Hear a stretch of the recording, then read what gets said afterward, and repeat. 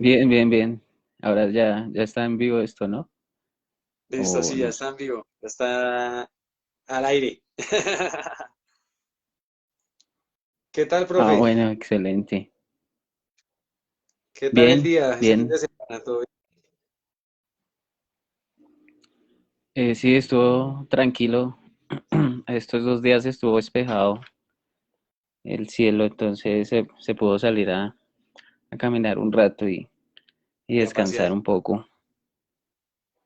¿Sí No, paseó? pues así estuve paseando por allá por Siberia, por también por Subsidio y Sí. comiendo por allí en un parque, sí. Como es de Esto, bacano. no, y es un La, día chévere, la día salida soleado. dominguera. Sí, siempre pues hace falta como salir, ¿no? Y pues sí, bastante gente, bastante tráfico. Bueno, lo usual, ¿no? De nuestras ciudades. ¿Cómo vaya? ¿Cómo le ha ido? ¿Cómo le fue hoy? Profe, pues la verdad, hoy ha sido un día de descanso, me la he pasado vagando. Por ahí me conecto un poco a en vivos en TikTok, me la estoy moviendo más por ahí, haciendo en vivos para debatir sobre política, la situación actual, el Cono Sur y todas estas cosas, como dándole un buen uso a las herramientas y, y digamos que ocupando espacios en la red que han sido utilizados de pronto para mal, utilizándolos para bien. Entonces, No, bueno, yo pienso que así, eso es importante y sí es lo que estoy haciendo ahorita, justamente. Estaba utilizando el domingo para eso. Y, profe, coméntenos el tema para hoy, el libro que me que me envió por ahí, muy interesante, lo estuve viendo y súper, súper interesante. sí, Eh, sí, Razón y qué nos Revolución. puede decir, qué nos puede decir del escritor de este libro?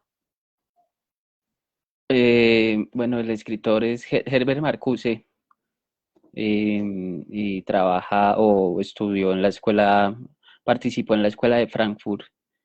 Esto, Uf, y en esa escuela, es que es una escuela que en su momento fue muy importante, ¿no? Por el modo como incide en el desarrollo intelectual de Alemania en una época bastante convulsiva, ¿no? Pues, vos sabes que es como en el periodo de entreguerras.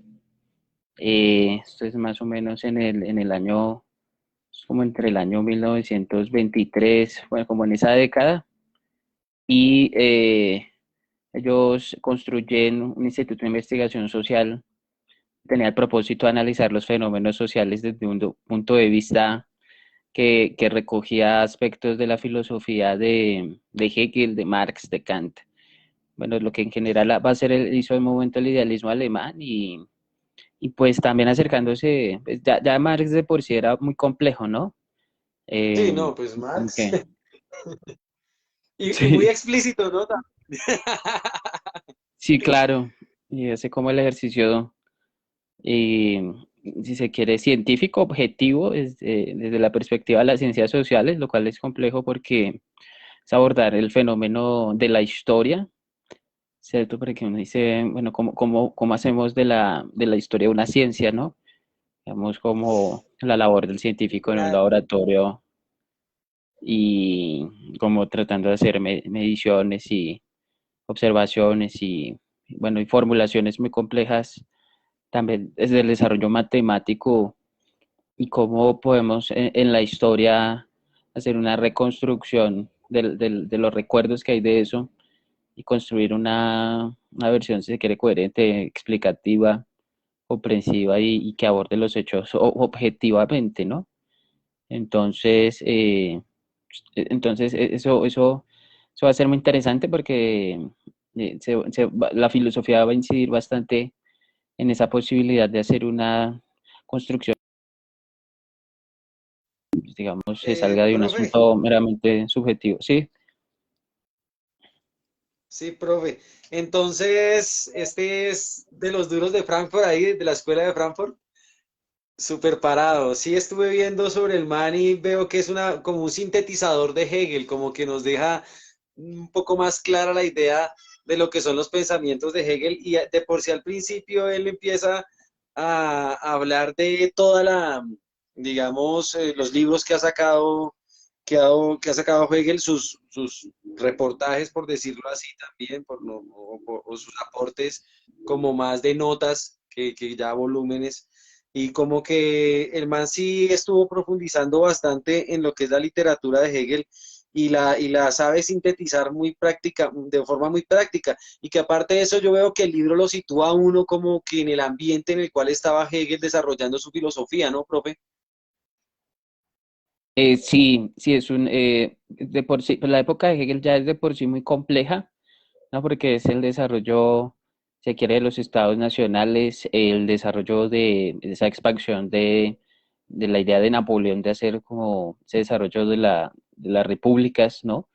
Una Sí, construcción basada en el Código Civil y bueno, eso como que le planteó a Hegel posibilidades de pensar unos desarrollos de la humanidad que tenían en juego, por ejemplo, lo que va a mencionar al inicio Marcuse, en Razón y Revolución, ¿no? Los principios de la Revolución Francesa, que bueno, eso es muy interesante, ¿no? Por las ideas de la libertad, la igualdad, la fraternidad, en un contexto en el que Europa era pues todavía medieval, ¿no? Digámoslo, políticamente hablando, ¿no? Porque ya había ya de fondo literal. se está viendo un desarrollo económico capitalista y lo mismo en la época de Marcuse, pues estamos como en ese desarrollo industrial muy complejo, ya ha pasado la Primera Guerra Mundial, ¿no? Y Claro. en una derrota, si se quiere, Alemania. Pues hay una interpretación muy interesante en el origen de la escuela de Frankfurt y es que responde, o es una escuela que trata de responder al por qué Alemania, digámoslo, termina adoptando un direccionamiento a los partidos nazis, ¿no? O pues, al partido nazi concretamente, cuando pues Alemania es heredero de muchos desarrollos intelectuales que abogan por la libertad, ¿no? Por el desarrollo, digámoslo. Entonces, que la escuela de Frankfurt son varios sujetos, está Teodoro Adorno, está, no sé si vos tenés de pronto algunos de los, está este señor, claro, está Marcuse, también va a estar en un momento Benjamin, Walter Benjamin, y son autores que van a mirar desde diferentes perspectivas el desarrollo histórico de Alemania, tratando de hacerle entender a la gente que Alemania de por sí es heredera de muchos, de la ilustración, ¿no? Ligado a ello al Renacimiento, las propuestas de Hegel, de Marx, de Goethe, es decir, una serie de pensadores bastante eh, que generan un apoyo a la libertad muy notable, pero Alemania termina optando por una actitud, digamos, la autoritaria, que se ve en un desarrollo Fascista. filosófico fascista y que había una etapa prefascista y que había una serie de filósofos que después de los conflictos de 1848, que es un Sí, año muy clave, que Marx va a hacer un texto que es el manifiesto comunista, se da una batalla sí. allí muy fuerte en Europa, en Francia y también en Alemania y termina ganando la burguesía, eso es lo que se comenta.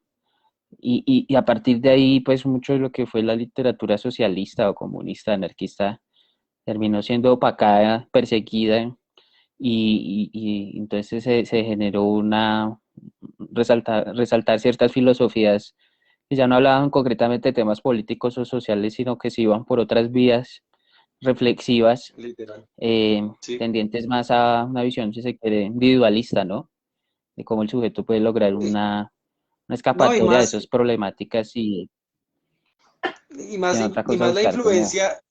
más la influencia de la filosofía inglesa, ¿no? Como que ese apego de ellos hacia el empirismo y después como querer sacar el racionalismo de la filosofía y como extinguirlo hasta que pues yo veo que Hegel es como el que llega y dice, bueno, listo, racionalismo, empirismo, lo que quiera, pero pues necesitamos es pruebas y con la historia nos muestra que el racionalismo, más próximamente con él desarrollado en la dialéctica, como que es al final el que demuestra que es el que tenía como más respaldo, por decirlo así, científico y práctico, porque pues la historia misma lo respalda, ¿no?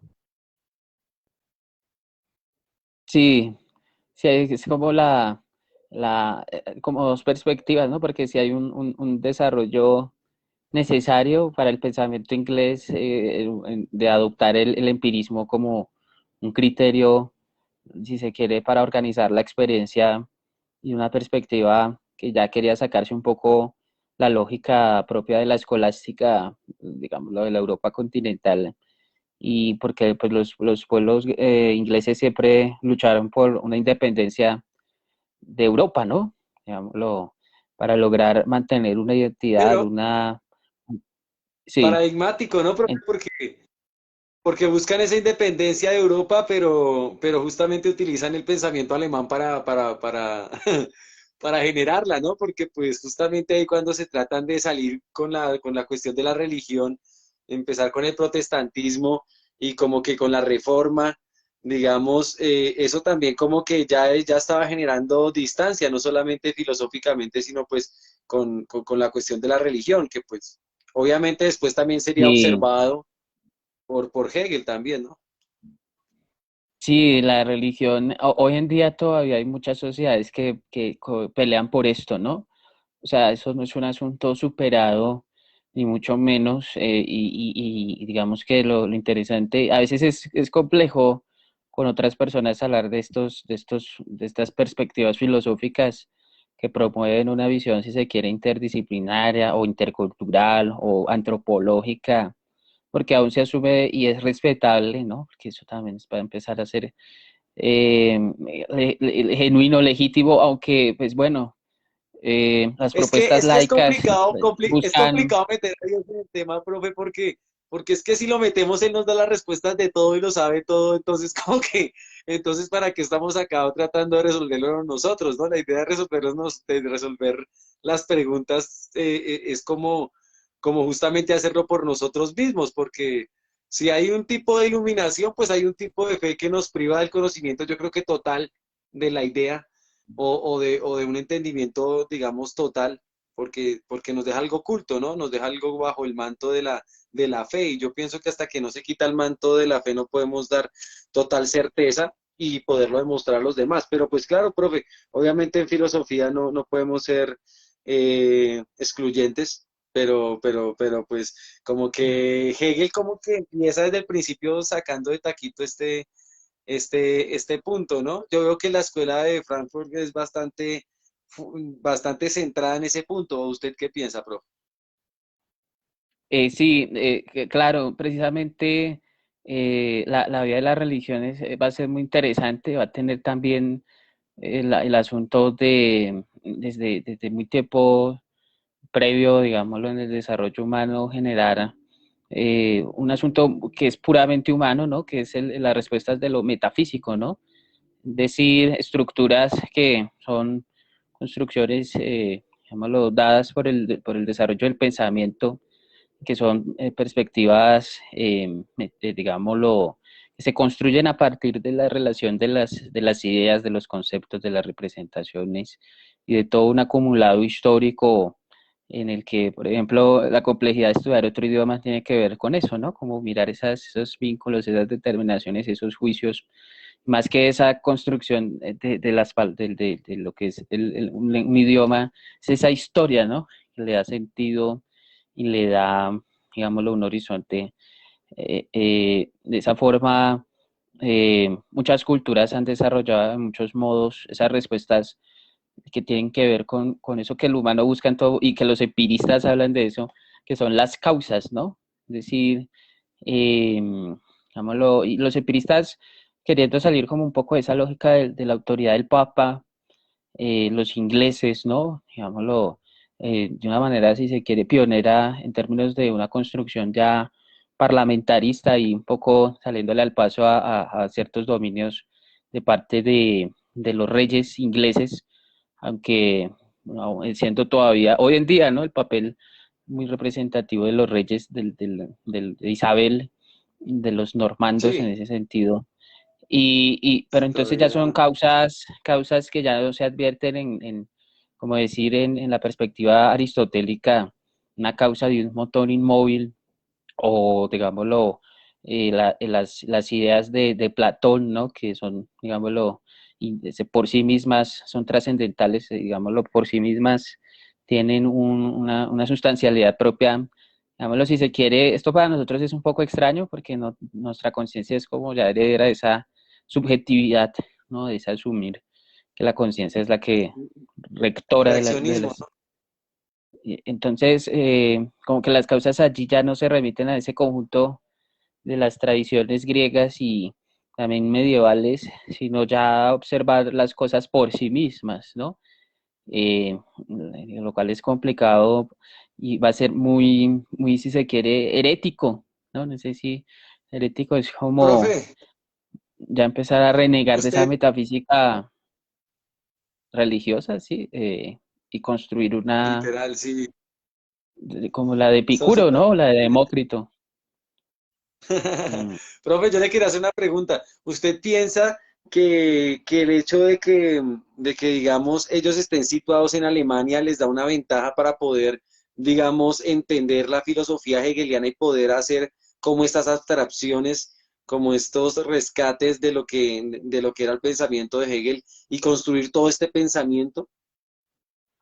No, pues yo pienso que pues como que todas las ideas son hijas de su época, ¿no? Y están vinculadas con un contexto, ¿no? Digamos, es muy interesante la introducción que hace Marcuse en este texto de Razón y Revolución, que ya el solo título me dice, bueno, voy a comprarme el librito o a conseguirlo, bajarlo por PDF, es Razón y Revolución, Sí, porque él va a ser estaba una introducción.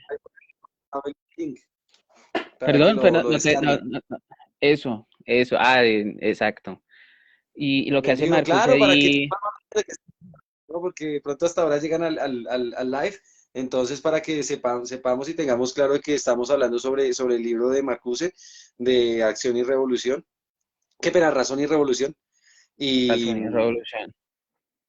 y cómo sintetiza el pensamiento de Hegel en este libro y cómo es uno de los integrantes de la Escuela de Frankfurt del pensamiento alemán de esa época, crítico de la Primera Guerra Mundial y también más adelante pues de la Segunda, ¿no? Obviamente. Sí, algunos pensadores colombianos pues tal vez están vinculados a este pensador, por citar algunos, ¿no? Rubén Jaramillo, historiador, que desde muy joven se fue a estudiar a Alemania y estudia lo que es la teoría crítica de la sociedad, ¿no? Que es lo que va a decir esta escuela, es lo que se desarrolla desde el marxismo, por decirlo así, desde este estudio de los fenómenos sociales, ya desde una perspectiva crítica, tiene que ver con el origen de las ideas del poder, de los desarrollos vinculados a la historia de esos procesos ideológicos, económicos, políticos, ¿no? Eh, entonces, por otro lado, entonces lo que hace Marcuse es como esa introducción histórica que Sí, nos va a permitir entender esa relación entre ideas y contexto, porque lo que vamos a ver es que en Hegel está mucho de lo que es la tradición de Kant, por un lado, y de cómo Kant va a ser también heredero de lo que es Lutero, ¿no? Martín Lutero precisamente es lo que le va a dar pie a que muchos países escandinavos y generen como una perspectiva de distanciamiento frente a la perspectiva católica, a negarse a ese respeto y van a hacer cambios muy drásticos, ¿no? Que van a generar toda clase de conflictos, como digo hasta hoy, hay muchos de esos conflictos que tienen que pero ver con profe, prácticas, sí, sí, sí, oye, sí. yo creo que es algo de resaltar lo que dice, porque sí, para mí el hecho de que a uno le impongan un sistema, pero no le digan como que el sistema se lo imponemos por tal razón, lo hace indebatible, lo hace infranqueable, lo hace impositivo, ¿sí? Entonces, cuando Martín Lutero empieza a traducir la Biblia, como que la gente empieza a poder debatir, entonces, como tener una base sobre la cual debatir, sobre la cual, digamos, o a la cual refutar. y como que empieza a haber un desarrollo del pensamiento en el cual no solamente es recibir unas órdenes, sino es recibir digamos, una literatura, ¿sí? La cual pues puede ser aceptada por fe o puede ser refutada por razón o por ciencia o por otros pensamientos, otras religiones. El hecho es que puede llegar a ser debatible. El hecho es que puede llegar a ser debatible cuando se traduce. Entonces yo creo que eso es lo que ayuda a que Alemania también tenga este despegar filosófico durante todos estos últimos, ¿qué? 500 años, más o menos. Sí, sí, son 500 años desde 1517, el tema del luteranismo y después el calvinismo y el anglicanismo, ¿no? Que va a ser como la versión inglesa y digamos eso como también se va a retratar en América, ¿no? También posteriormente. Pero entonces la historia que muestra Marcuse a grandes rasgos es un asunto que tiene que ver con la Revolución Francesa, ¿no? Como mirar ese hecho histórico que marcó, digámoslo, en el ámbito político y que ya estaba ocurriendo en otras partes de, digámoslo, también en Inglaterra, eh, y algo que va también a asimilar la perspectiva de este pensador también que es René Descartes, ¿no? Desde y Claro. todos estos pensadores que, como te digo, van a poner en entredicho esa metafísica que es algo que también va a discutir Heidegger, cómo cada época construye una perspectiva, un horizonte, dado por unas formas de cuestionar, dado por unas formas de abordar el mundo de la experiencia, pero entonces, vamos, lo que también va a marcar una distinción es lo que va a ser España, que va a ser un gran imperio, pero que en su desarrollo ideológico se va a mantener un arraigado a lo que va a Estancado, decir, por ejemplo, Rubén estancado Jaramillo, totalmente. una versión premoderna, ¿no? Digámoslo, muy feudal, en que va a marcar en cierta medida su decadencia y el hecho de que los países latinoamericanos también heredaran eso, Estemos, ¿no? O estemos sea, tan jodidos, ¿sí? Literal, pues porque sí yo veo, profe, que el que, desarrollo qué pena lo interrumpo, yo veo que el desarrollo sí. de la dictadura franquista fue algo que atrasó no solamente, digamos, de forma filosófica, sino en todo sentido, de forma literaria, o sea, los grandes escritores les tocó irse, a los que sobrevivieron, los que no fueron asesinados, digamos como Neruda, pues, que fue asesinado así tan, Lorca, Federico García Lorca, Lorca, el sí. Lorca, qué pena. Cómo asesinan a Lorca y a otros los expulsan y llegan después de mucho tiempo. Entonces, como que a uno le deja ese inconformismo de cómo lo único bueno de España es en sí como que sus escritores, pero filosóficamente se estancó económicamente. De por sí estoy estudiando lo de la dictadura de Franco y cómo las mismas vías férreas eran distintas a las vías del resto de Europa porque él pensaba que se le iban a meter a España, entonces también la mantuvo atrasada en cuestión de conectividad en la forma de, digamos, de desarrollo intercontinental. Entonces, yo veo que es muy importante los desarrollos políticos porque afectan en sí el desarrollo filosófico de los pueblos, ¿no? ¿O usted qué piensa, profe? Sí, claro. Lo que esos problemas de por sí son muy complejos, ¿no? Es decir, se presentan de muchas formas. Hoy en día con el tema de los medios de comunicación, pues ya caben diversas interpretaciones. Hay inclusive muchas generadas desde Estados Unidos, Europa, con visiones no precisamente críticas, sino a veces ya con prejuicios puestos, digámoslo, en lo que tiene que ver con la interpretación, ¿no? Digámoslo que cada gobierno, en la medida en que ejecuta ciertas acciones que pueden verse para muchos injustas, de todas maneras terminan con el tiempo siendo parte del inconsciente colectivo, ¿no? Casi que como verdades, pero que precisamente tienen que ver con un partido en particular que define, y ese es su interés en parte, parte de ser gobierno, una narrativa histórica que le dé legitimidad, ¿no? Digámoslo, Permítame que un para segundo, profe. muchos, para, listo. Bueno, muy buenas noches. Listo, profe, Espero ya que volví.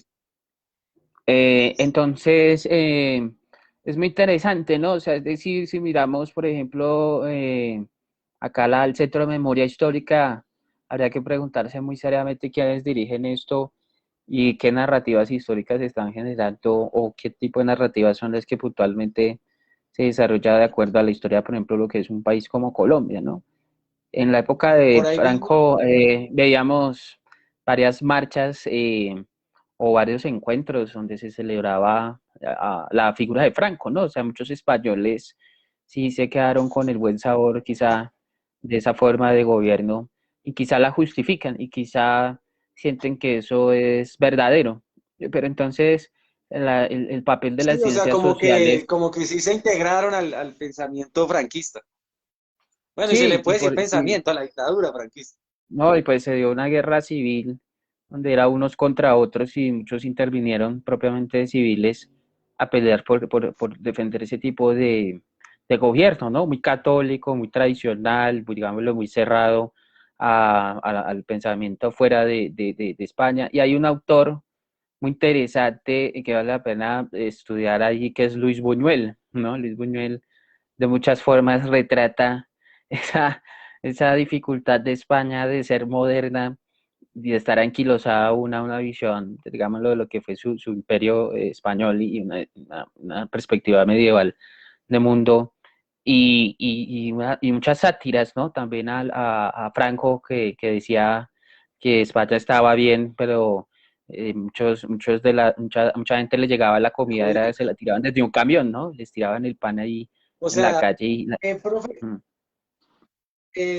yo vi que en la historia de la dictadura de Franco, yo vi que prácticamente a principios digamos, de la segunda mitad del siglo pasado, ya iba a caer, pero llega esta cuestión de la Guerra Fría y le empiezan a ayudar, digamos, estas personas vecinas que tenemos del norte a ponerles bases ahí en España y toda esta cuestión, y cómo empieza a ser apoyado, como lo han sido apoyado pues muchas dictaduras, ¿no? Yo creo que todas muchas dictaduras han sido apoyadas por Estados Unidos, que es del que estamos hablando prácticamente.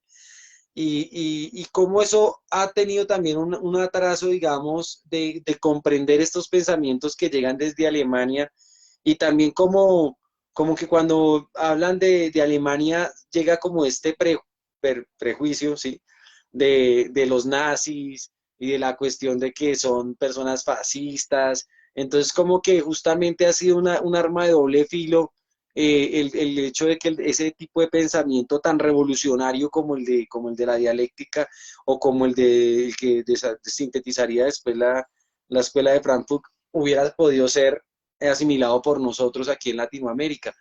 Profe, en síntesis, ¿usted piensa que nos falta mucho para poder, digamos, generalizar este tipo de filosofías acá en Latinoamérica?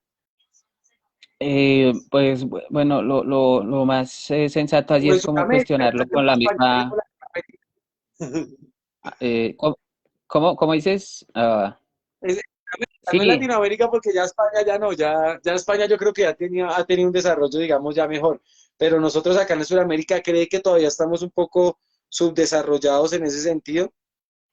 y sí, pues hay un libro muy interesante de eso, que es La modernidad postergada, ¿no? De Rubén Jaramillo, que es historiador, todavía está vivo, creo, sí, claro, de la Universidad Nacional, ¿no? Y la modernidad postergada es que ese proyecto de ser un país, digámoslo, eh, con cierta autonomía política, económica, social, digámoslo, independiente de los designios podríamos decir, las potencias, no se ha logrado. Y en cuanto a la educación, todo lo que tiene que ver con esos principios asociados a una visión laica o una sociedad civil o unas perspectivas, si se quiere, utilitaristas, pragmáticas, si se quiere, de carácter cientificista o científico, no se han dado plenamente, ¿no? Y se mantiene en gran medida un desconocimiento de muchos de los desarrollos científicos que hoy en día se dan y prima en gran medida un papel aún muy importante la religión, ¿no? Muchas de las personas, sin esto generar, digámoslo, peleas con nadie, sino que ciertamente es necesario generar muchas más incidencias en el desarrollo científico, ¿no? En cuanto a perspectivas de carácter nacional, solo ha habido un intento de desarrollo científico en el país, que fue en el siglo XIX, que fue la Comisión Corográfica, que fue un intento generado por Agustín Codazzi y por Manuel Ancísar, y esto, digamos, lo apoyado por el gobierno mismo, con fondos ya para hacer una visión comprensiva de lo que es Colombia, ¿no? Es decir, empezar a mirar su geografía, sus paisajes, sus personas, digámoslo, las diferentes, digamos, lugares, ¿no? Y empezar a saber en qué país vivimos, porque el problema que precisamente dificultó ese desarrollo de la modernidad fue que, siendo ya libres, digámoslo, políticamente hablando de España, y eso, pues, eso también hay mucha tela que cortar allí. Sí. Sí, digámoslo, durante el siglo XIX, ¿no? Porque posteriormente ya hay como, ya otros son los a los que hay que Pues rendirle no hay pleitesía. colonialismo como digamos, literal de España, no hay ese colonialismo presencial, digamos, del gobierno español acá, pero sí hay ese colonialismo como corporativo, ese colonialismo, digamos, de políticas que son muy apegadas como a lo que pensaba España y todavía tratan de ser apegadas a lo que piensa España, porque pues nosotros vemos a España y todavía es un país súper convulsionado.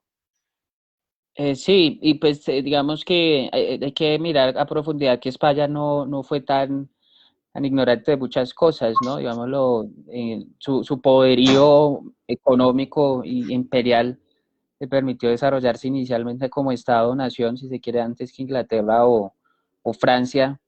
Y, o sea, digamos, se solucionó internamente muchos conflictos que en estos otros países les impedía como tener una visión hacia el exterior. España, pues, se solucionó el tema religioso muy rápidamente, y en la época de Fernando, no sé si es Aragón y Castilla, digamos, las familias Aragón y Castilla, es una época que se llama el siglo de oro, ¿no? También muy Sí, no, pues interesante. les Y pasa de todo, o digamos, sea, se encuentra ahí. sí, no, y pues es la época Y, del Quijote de la Mancha. y ese- y esa unión entre familias también genera que sean, por eso decían que en ese reino no se ocultaba el sol, porque hasta, Sí, hasta en la parte de Oriente tenían colonias, brother. Entonces sí, desde sí, sí, Filipinas fue un imperio grande. y sí, desde América a Filipinas, ¿no? Y por Sí, suerte del increíble. destino, por la esterilidad, no gobernaron Inglaterra. Pero digamos que el tema sí que trata de recoger Marcuse con la escuela de Frankfurt es cómo nos quitamos un poco esa visión tradicional de lo que es la historia y digámoslo, hablando en el caso de Colombia, quitando un poco esa visión, digámoslo, muy arraigada a lo, a lo religioso. Y entonces estos pensadores, y en ese contexto fue que se hace la Universidad Nacional en mitad del siglo XIX, y entonces proponen esta construcción científica del país. Hay muchos datos aún, hay muchos perdidos, porque finalmente la regeneración, que fue ese proyecto conservador de 1886 hasta 1930, acabó con este proyecto. Y hubo algunos pensadores pioneros en ese contexto que dijeron, no es mala idea la de la Comisión Coreográfica saber qué país vivimos, y que hoy en día es todavía una gran pregunta, y todavía desconocemos este país en gran medida, Es y que empieza es literal. ahí empieza a jugar un papel, por ejemplo, Jorge Isaacs, el que aparecía antes en el billete de 50.000, y este señor pues escribe la María en un país que no leía, digámoslo, hoy decimos que ya leemos y eso está bien, pero para la época, y no era porque la gente fuera perezosa, sino porque las condiciones económicas no lo permitían, ¿no? Digamos lo que para la No, época de y 1920, era como un feudalismo donde el que estudiaba por mucho estudiaba la secundaria. Y si estaba ya muy de buenas, como hacia los 70s, 80s, entonces estudiaba una tecnología y era mano de sí, la obra literal técnica, barata para el resto de países, porque eso sí algo en lo que somos campeones nosotros, y le ganamos a los venezolanos es emigrar. O sea, porque los colombianos parecemos gitanos migrando por todo el mundo. Hay una cantidad de colombianos por tanto lado que uno Claro, analiza y uno queda sorprendido, literal. sí, no, y el conflicto ha dado mucho para eso. Pero entonces, en 1920, el 10% de la población usaba zapatos, el resto no.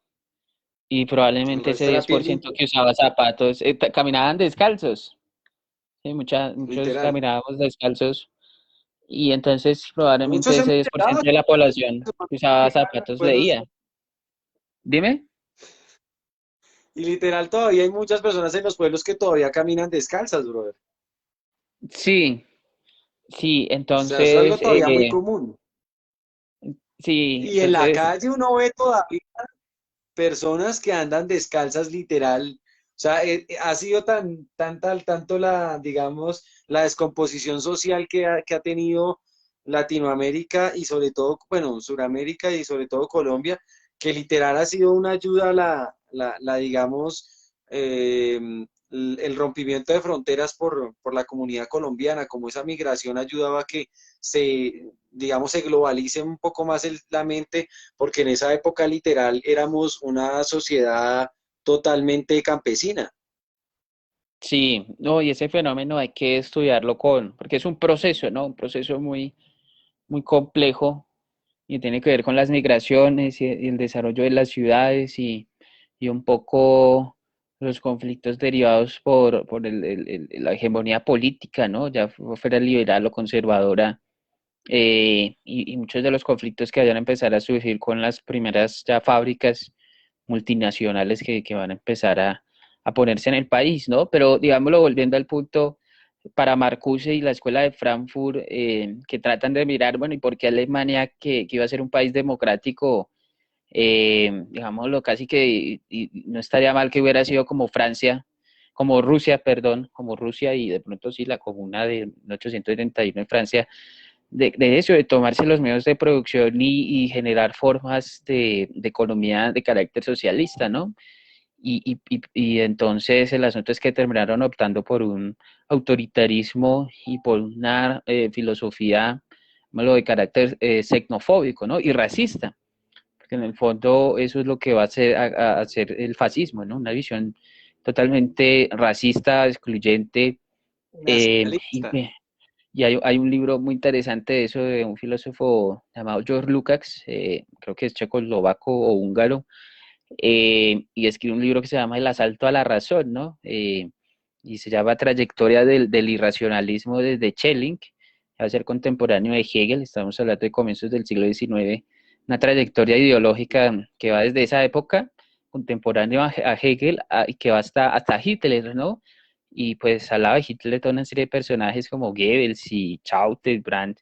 Bueno, es un libro que tiene bastante, llamémoslo, una explicación muy interesante y que van a ser una serie de ideas que terminaron finalmente que las personas decidieran, no tanto por una visión, se quiere más democrática y como digo, esto hay que pues estamos haciendo como una perspectiva de lo que va a decir Marcos un poco, y que tienen que ver con, digámoslo, diversas perspectivas, ¿no? Digámoslo, por un lado, el desarrollo religioso, digámoslo, si bien Lutero va a dar las pautas de la libertad religiosa, de que las personas lean por sí mismas la Biblia y hagan una interpretación de esta, en algunos momentos parece ser que Lutero no apoyó del todo muchas de las revueltas campesinas y una revuelta de 1525 de Thomas Müntzer inclusive fue, digámoslo, como maldecida por él y ordenó al príncipe que matara a muchos de los campesinos, ¿no? O sea, del todo no fue, digámoslo, y en Es otros que horizontes, sí, yo analizo que para Europa, digamos, en el pensamiento europeo, ha sido una gran sumisión, digamos, de las personas en el medioevo, que cuando llega, digamos, esta cuestión de la reforma, más adelante la Revolución Francesa, y como esta imposición también de Napoleón en los otros países también generó un sentido como de incredulidad y como de negacionismo como también de odio, de rencor, de muchos sentimientos en contra de lo que Napoleón estaba haciendo en Europa y de la forma en la que lo estaba haciendo, porque él lo estaba haciendo a sangre y fuego. Entonces, como que esto genera un cierto como, como que no se sienten incluidos en el pensamiento digamos, de Napoleón como cultura, sino sienten que es muy abrasivo, digamos, la imposición o el pensamiento de Francia en toda Europa. Entonces, como que se genera esa forma o se genera como ese desprecio hacia el pensamiento de Napoleón y de los franceses, o de la revolución, si se quiere decir, ser más exacto. Entonces, ¿qué fue lo que pasó prácticamente en España? En España yo creo que lo que apoyó mucho a este, digamos, a esta dictadura de Franco fue ese odio o ese dolor a cómo fue impuesto, digamos, el pensamiento francés por parte de Napoleón. ¿O vos qué Sí, piensas ahí? no, pues es como lo que quizá pasó en Latinoamérica con lo de Cuba, ¿no? Si cabe ese paralelo, y pues yo estoy como apenas estudiando esa historia, y pues nunca se es tarde para empezar, pero lo que he visto es como que lo que generó aquí Cuba era como el miedo de que en los otros países pasara lo mismo, ¿no? De que se liberaran de las, digámoslo, imposiciones, de las decisiones económicas, políticas y sociales de Estados Unidos, ¿no? En este caso el imperio, más bien el centro, la metrópoli económica, ¿no? Y Cuba logra imponer, digámoslo, su criterio, y esto, pues, sin adentrarnos en lo que pasó, si está bien o está mal, pero ya la sola decisión de buscar la autodeterminación ya era un drama, ¿no? Lo mismo pasó con muchas de las colonias africanas o en otros continentes, y aquí ese ejercicio fue bastante atacado, ¿no? Digámoslo, y Es que surgieron guerrillas, yo pienso que digámoslo. fueron dos desarrollos o sea, fueron tres desarrollos fuertes. O sea, para mí lo que pasó con Napoleón tratando de expandir digamos, esto digamos, de la Revolución Francesa, y después, digamos, los rusos tratando de expandir su concepto digamos, de revolución desde el punto proletario y de la mano del trabajador.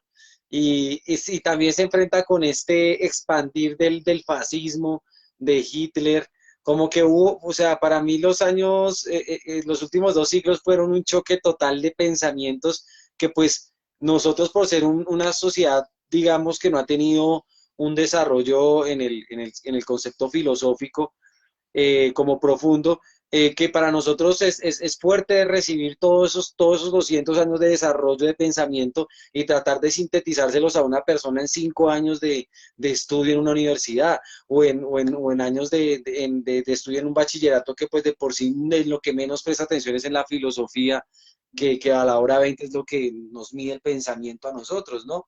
O lo que nos nutre, o lo que nos da digamos, el pie de página a nuestro cerebro de qué es lo que tenemos ahí. Sí, digamos que tenemos la habilidad de sacarle el cuerpo a las cosas importantes, ¿no? Y de entretenernos en lo superficial o, bueno, en eso también se encargan los países poderosos, ¿no? De todo el tiempo estar mostrándote cosas Y los aparentemente medios. importantes. Sí, claro, y las modas y, digamos, los estereotipos y los paradigmas y lo que cómo hay que ser como individuo y en toda clase de instituciones que moldean un tipo de persona que en el fondo, y este es el problema quizá nuestro, no se interesa por los problemas que tienen que ver con la sociedad, ¿no? Con el Y en pensamiento. términos, sí, con el pensamiento, con la historia, con el papel revolucionario de las ciencias, pues que no es vano, la ciencia en Europa fue perseguida, ¿no? Y muchos libros quemados y pasaba en la antigüedad, ¿no? Grandes bibliotecas como Alejandría se convirtieron en un Uf, sí. estorbo y terminaron siendo quemadas porque se consideraba que todo eso era falso y lo que era verdadero era la religión. Entonces, que el asunto aquí va por esa vía, ¿no? Digámoslo, evitar que el conocimiento se convierta en una labor práctica, bueno, una forma de pensamiento para el ciudadano. Es lo importante, ¿no? Es como que tratar de que no entienda de ninguna forma la realidad, sino que por el contrario tenga una visión de esta, si se quiere, muy opaca, estrecha, muy pueblerina o provinciana, ¿no? Digamos lo que es apenas estas generaciones ya tienen el deseo de ser cosmopolitas y de salir a otros rincones del mundo y de, llamémoslo, de aprender otros idiomas y qué sé yo. Pero antes no, antes todavía eran muy apegados a la familia, a la religión, digámoslo, a ciertas nociones con unos valores que con el tiempo van cambiando, ¿no? Y se van transformando, pero en el fondo las situaciones económicas que determinan el orden del país o político hace que esas posibilidades no sean del todo para todos, ¿no? Porque no hay que negar que aquí sí hay clases sociales que sí tienen una educación que podríamos llamar universal, pero Un acceso. la gran mayoría Uno es se va a ver como el pasaporte para trabajar, sí, pero para nada literal, más, literal. no para investigar o crear Es máquinas un documento más, profe. O sea, ahorita es como sacar un documento más la carta profesional. Es como sí, para para sobrevivir. tener un mejor trabajo, sí, literal, sobrevivir. Pero a la hora 20, profe, ese desarrollo, digamos, de o ese alcance, mejor dicho, de cierta parte de la sociedad o de poder estudiar, ¿sí? Entonces, yo pienso que no es como tal el desarrollo del pensamiento en el sentido de que, pues, el desarrollo del estudio en Colombia ha sido más hacia otras áreas, ¿no? Entonces uno ve que sí salen profesionales de otras áreas. O esta semana me compartiste un link justamente y lo estuve viendo sobre cómo en Colombia se genera gran cantidad de, digamos, de administradores de empresas, ¿no? Cuando, Sí, cuando o de técnicos o de tecnólogos y de cómo uy, ¿me este regalaste un generar de momento? Voy a cargar parte de la esto. filosofía o al desarrollo de ciencias, digamos, que tengan que ver más con la literatura que con el desarrollo económico.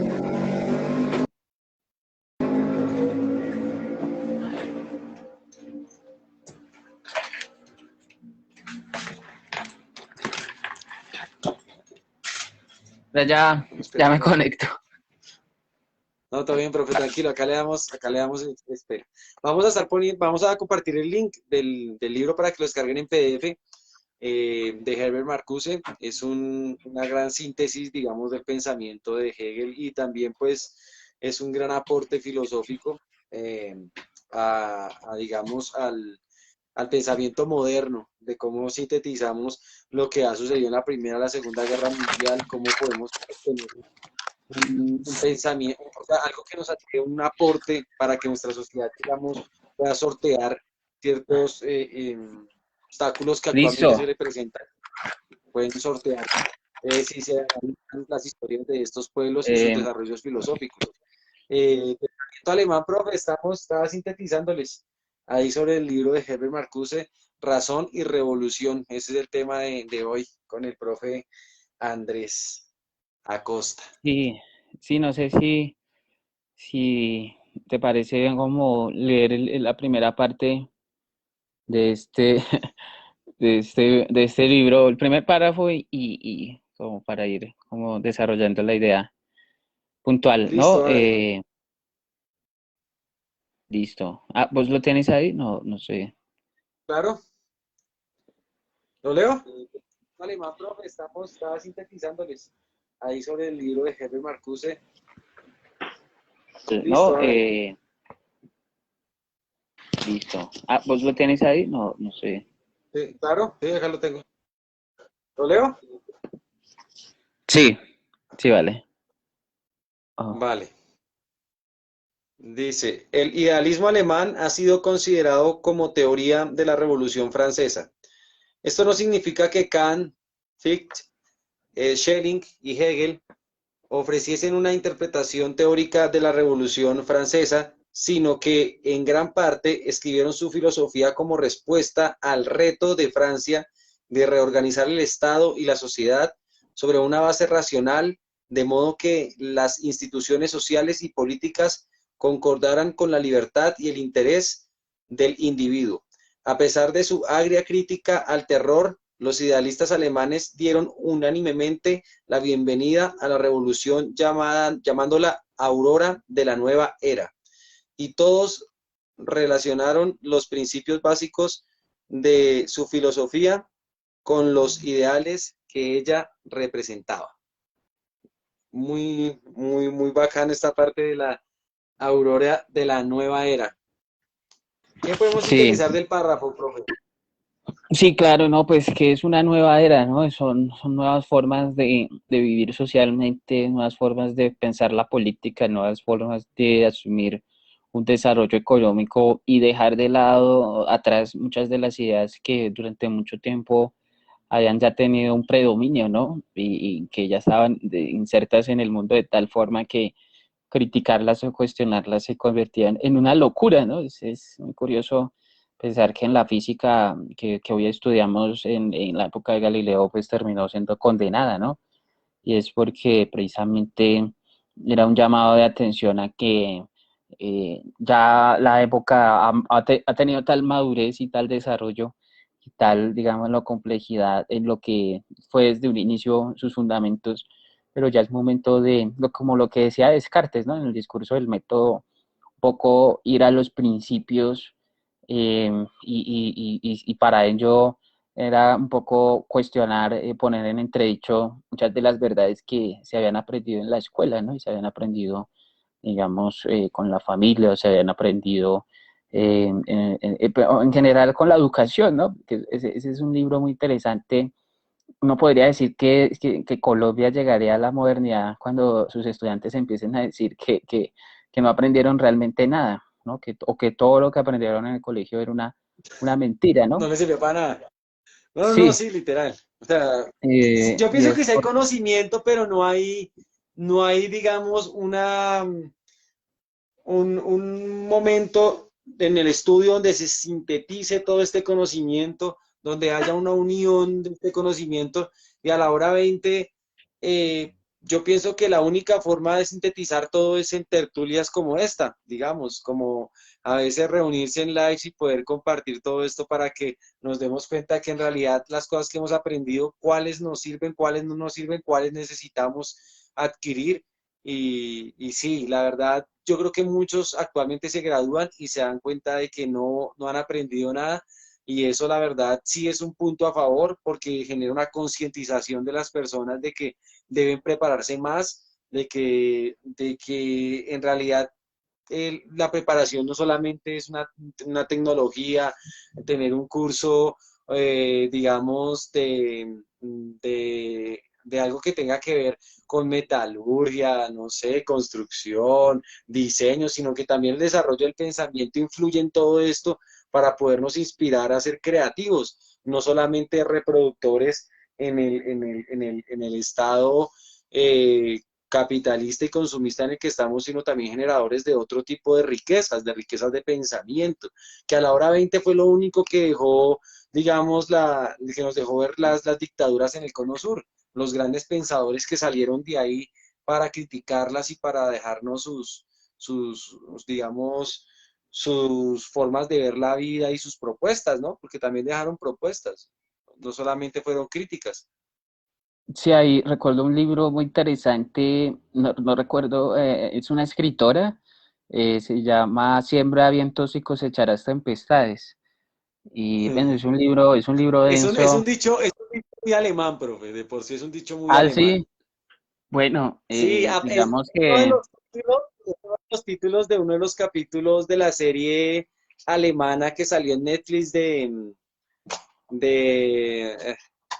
¿cómo se llama esta serie? Bueno, es una serie alemana que tiene que ver con el tiempo y con esto de viajes y habla, y uno de los capítulos se titula así, Siembra vientos y recibirás cosecharás tempestades, y tempestades, sí. las tempestades.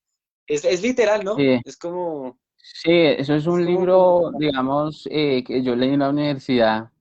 Era como esos libros que aún hoy en día, no sé, se les tiene cierto recelo porque son unas entrevistas que les hacen a los que fundaron el M-19, ¿no? Que es, la mejor forma de estar en desacuerdo con la historia o con lo que son los hechos es conocerlos, ¿no? En el foto.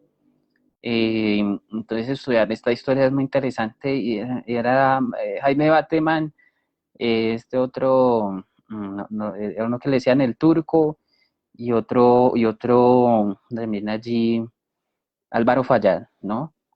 Y pues ellos vivieron en la época dura de la Universidad Nacional, digámoslo, en una época en que empieza la filosofía en Colombia. Sí, digamos que aquí los colombianos han sido muy, digámoslo, pese a que muchos gobiernos han habido ciertos gobiernos progresistas que han generado propuestas de desarrollo. Bueno, en su mayoría han sido gobiernos que de pronto han sido más represivos, ¿no? Y con el tema del narcotráfico muchísimo más. Pero digamos que en esa época empieza el tema de la Universidad Nacional, empieza el tema de la carrera de la filosofía, ¿no? Y bueno, estos señores ven en su momento la construcción, por ejemplo, de la sociología también, con el cura Camilo Torres y con Orlando Farsborda, si no estoy mal. Y bueno, es una época que pues en todo el mundo se están viviendo toda clase de revoluciones y en su momento muere Camilo Torres, ¿no? Eso fue, no ¿Muere sé si recuerdas el año, sí, o lo muere mueren? Camilo Torres en 64, no sé si alguien me corrige, la Lo muerte mueren, de... profe, lo mueren. Sí, no, lo matan, sí, en un combate y el tipo en 1966, en febrero 15, muere este señor y él hizo bastantes libros, ¿no? Digamos, si alguien quiere saber la historia del país un poco, hay que mirar los libros que hace Camilo Torres, ¿no? Sobre el tema del campo, desarrollo social aquí en el país y que lo motivaron, pues, entre otras, a hacer esa carrera muy interesante de sociología en la Nacional y también un poco a revisar el tema de que los únicos cambios reales para la época era el tema armado, ¿no? Muy intenso un poco. Lo matan y muchas personas le pierden fe al cambio social en el momento, ¿no? Porque lo que pasa hoy en día, ¿no? Con el tema de los líderes sociales, créanme que eso mata el espíritu revolucionario porque genera mucha congoja, mucho dolor, mucha desesperación, ¿no? Entonces, lo que dice ahí Álvaro Fayad es que la literatura latinoamericana, ese boom latinoamericano, evitó lo que empezó a ocurrir en la nacional, es que con esa noticia mucha gente empezó a quitarse la vida, ¿no? Un tema muy denso, pero sí, como que ya muchas cosas que se veían en juego como una utopía se terminaron aniquilando y la gente no aguantó el totazo y se mataban. Y lo que dice más o Profe, pero menos es allí, usted piensa que digamos, era algo porque pues nosotros vemos la realidad del país y yo creo que si uno es consciente filosóficamente o ha pensado lo suficiente como para desarrollar un sentido crítico y ver al país, digamos, desde una forma global y decir, no, este país a comparación del mundo, pues se cayó, matan a Camilo Torres, se cae, digamos, los pilares de lo que se estaba construyendo, pues yo pienso que obviamente saben lo que se viene encima para Colombia y qué fue lo que pasó. O sea, en Colombia no pasó nada bueno después de que murió Camilo Torres. Y aún después de que se crea esta nueva constitución, siguieron pasando cosas terribles, ¿no? Después del 91, yo pienso que el narcotráfico se metió y generó cosas aún peores. De por sí estaba escuchando a Gaviria decir que tocaba votar por el que dijera nuestro amigo Uribe, porque si no, pues se caen todos los presidentes, prácticamente van a la cárcel. O sea, ha sido una descomposición tan fuerte del Estado que prácticamente todos han estado inmersos en el narcotráfico, ¿no? Y con presidentes y dirigentes en un país así, o un país con esos dirigentes, pues cómo va a desarrollar, digamos, un pensamiento crítico o con qué valor lo desarrolla si es asesinado, si es desaparecido. Nomás vemos lo que pasó con la UP Y digamos, eso fue un golpe para el pensamiento fuertísimo, porque pues fue matar a los que pensaban diferente. Fue como en la época, digamos, de Alemania después de la Primera Guerra Mundial haber matado a los espartaquistas, que eran como los únicos que se oponían fuertemente desde, pues, de forma política, no de forma armada, sino de forma más política hacia el fascismo, ¿no? Entonces, yo sintetizo de ahí, profe, que sí es dura, digamos, la posición actual en frente de estos genocidios que han habido de los que piensan diferente y que por eso también ha habido un atraso filosófico o de pensamiento en Colombia, ¿no? Sí, pues, Colombia es un país muy complejo, ¿no? Porque de todas formas hoy se juega todavía la posibilidad de cómo salir del conflicto, ¿no? Y de plantear temas tan complejos como la justicia especial para la paz, y eso también habría que estudiarlo a fondo y tratar de recolectar todo lo que se ha hecho al respecto y qué influencias ha tenido, digámoslo, en el desarrollo de la comprensión de la historia, ¿no? Y de muchas de las causas que han originado el conflicto, ¿no? O sea, porque el fenómeno que vivimos ahorita es cuestionable y es explicable, ¿no? Y hay Claro, muchas cosas que están claro. ocultas, ¿no? Y digamos Es que explicable, no, no tiene una explicación o sea, tiene una explicación histórica, pero humanamente es una locura, ¿sí o no, profe? sí, sí, claro, y estamos hablando de periodos de tiempo que con relación a todo lo que es la historia son muy breves, ¿no? O sea, es decir, la historia lleva miles de años y los que estudian arqueología hablan de etapas ya muy antiguas, ¿no? De hace 16.000, 20.000, 136.000 años o 1.8 millones en los que está presente la historia humana y vemos cómo, y hay una parte que se nos escapa también de la educación, es como llegando esos primeros habitantes a estas tierras hace 12.000 años antes del presente, digamos, a esta parte de Colombia y porque más arriba, y bueno, hay muchas teorías que dicen actualmente que varios sitios llegaron en distintos momentos, hace 20.000 años de ahí en adelante, y de lo que sabemos, digamos, mirando aquí en la hora de lo que ha sido antes de la conquista española es muy poco, ¿no? Y es un poco también empezar a llamar la atención sobre eso. Eh, pero bueno, son determinantes esos 5 siglos, 3 siglos de dominación española, 2 siglos de un presunto desarrollo republicano, y si miramos finales del siglo XIX, que empieza el tema de la regeneración, que era básicamente un pacto con la Iglesia para hacer valer el respeto a la religión católica y generar una educación, digámoslo, Esa línea. con ese fin, ¿no? No, no, no, Jerville no tiene que saber de Newton, sino de huevo, hacer el catecismo, marica, sí, como para poder decir la bacana, la Navidad y los santos y las, ¿cómo se llaman esto? Las novenas, todas esas vainas que generan más Y la importancia Semana realmente. Santa, Y la pues bueno, Pascua. sí, y eso viendo en un aspecto porque pues ya tiene que ver también en la inserción de Colombia al capitalismo, cómo después de esa, llamémosle, esa pérdida de poder que tiene España, cómo empieza a distribuirse aquí la riqueza, ¿no? Digámoslo, las tierras, quiénes son los que van aquí a tener control de los medios de producción, cómo se van a Los desarrollar las economías. Y va a ser muy interesante, ¿no? Porque hay toda una historia de muchos personajes que hoy son considerados próceres y muchas guerras supuestamente, bueno, civiles, regionales en el siglo XIX.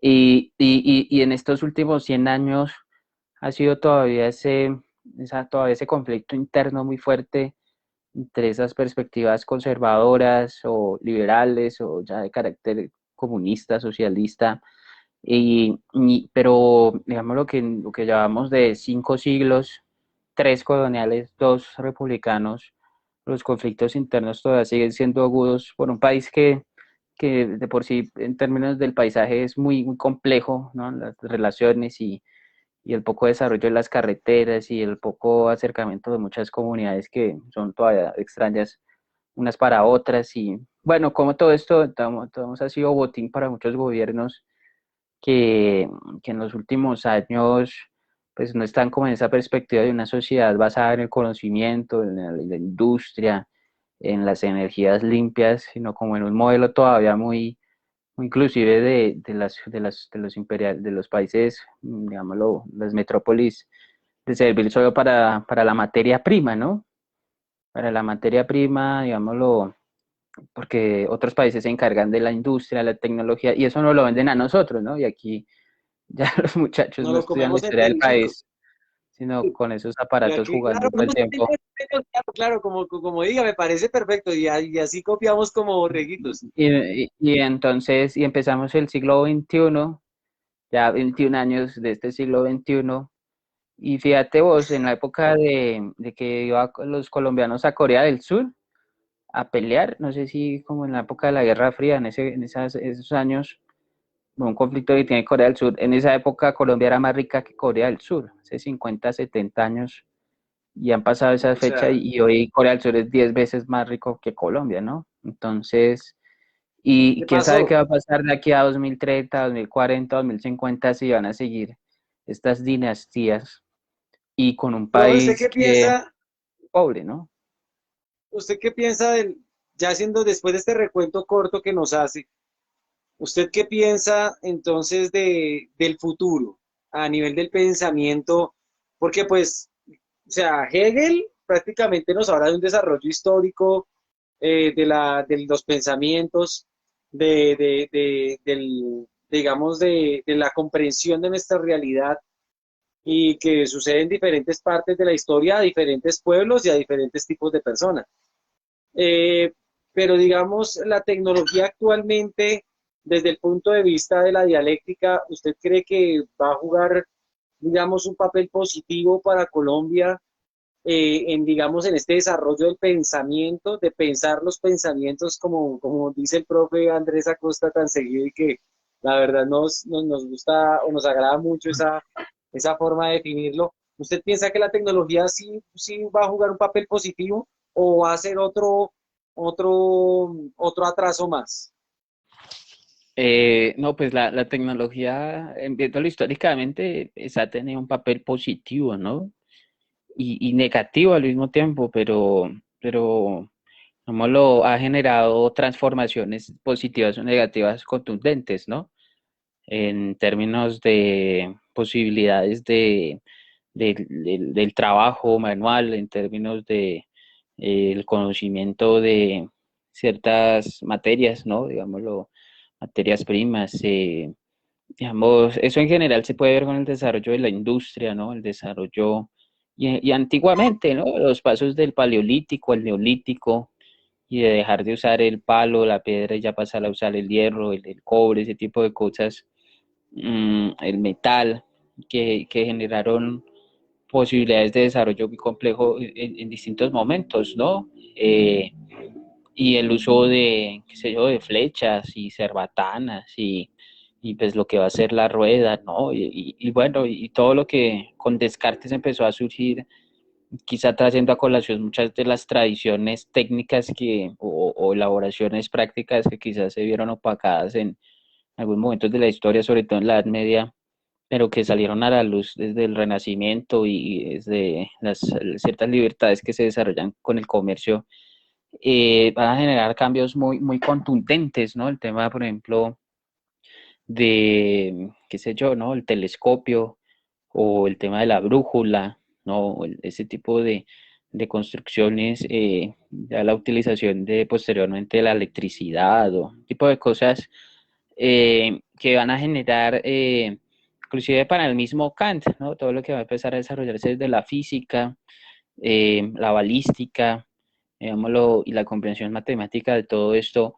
va a generar bastantes inquietudes, inclusive sobre el modo como debemos comprender la experiencia humana, ¿no? Es que Kant dice, establecemos con la matemática y la física una serie de principios que ninguno son empíricos, todos son a priori. O sea, digamos, el principio de inercia o el principio de, digamos, la gravedad, todas esas, digamos, las fórmulas de las ecuaciones que relacionan espacio, tiempo y velocidad parecería que son cosas sacadas de la naturaleza, pero en el fondo son atribuciones que la razón establece, ¿no? Digámoslo, uno no ve los catetos y la hipotenusa en el teorema de Pitágoras escritos en una piedra, ¿no? O escritos en una nube, en el No, no, río, sino que vos pones ahorita esa figura estoy así.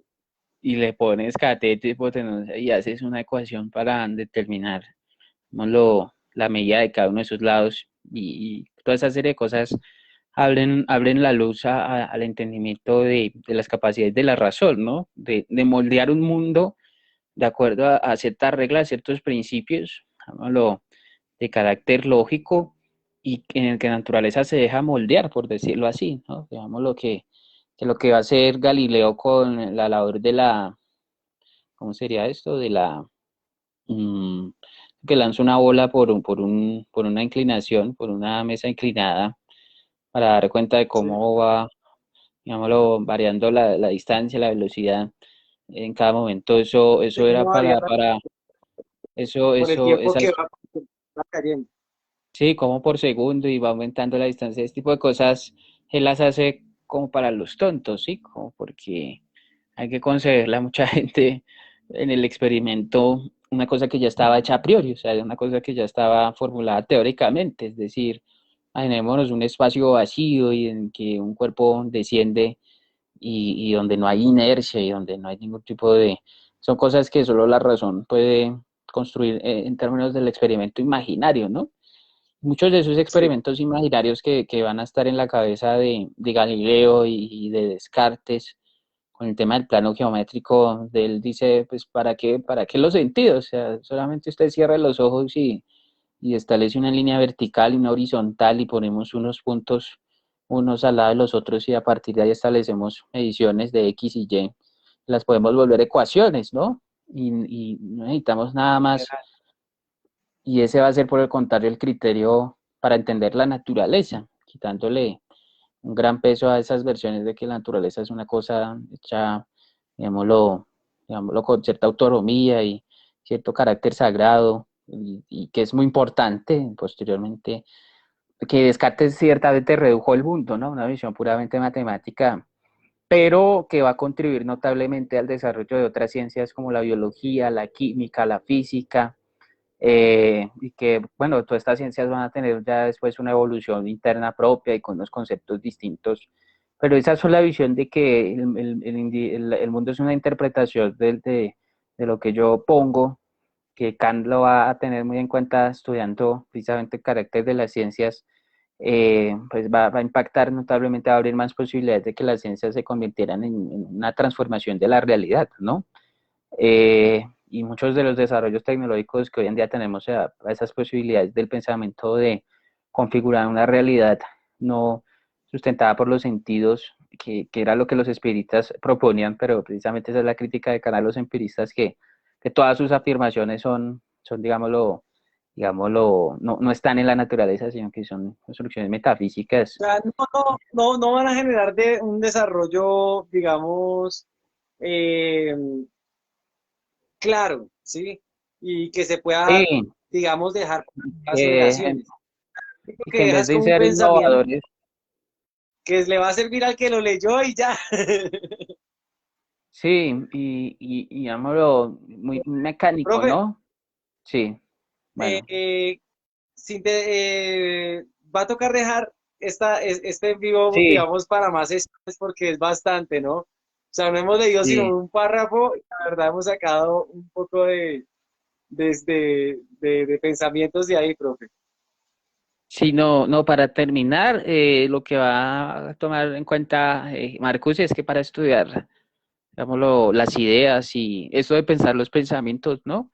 Es interesante ponerlo en un contexto histórico, ¿cierto? Como Sí, estas ideas, cómo se vinculan precisamente, pues el hecho de que nosotros hablemos en este momento está condicionado por una serie de circunstancias que se relacionan con la historia y la pregunta es, bueno, ¿y cómo se entiende ese fenómeno de la historia? Y, en fin, eso ahí es una cosa muy interesante abordarla. Y otro lado es el contexto filosófico, ¿no? Que es lo que va, es sí. más complicado, pero considera importante Marcuse tenerlo en cuenta a la hora de estudiar a Hegel, ¿no? Digámoslo en qué contexto, que va a ser el pionero de esta razón y revolución, en términos Es de que si no lenguaje se tiene filosófico, ¿no? historia, no se entiende a Hegel.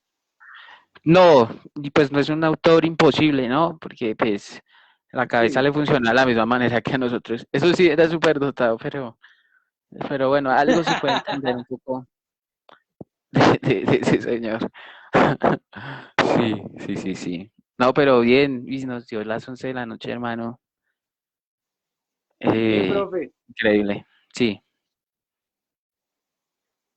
Entonces, ¿Esto profe, queda grabado? No sé, no.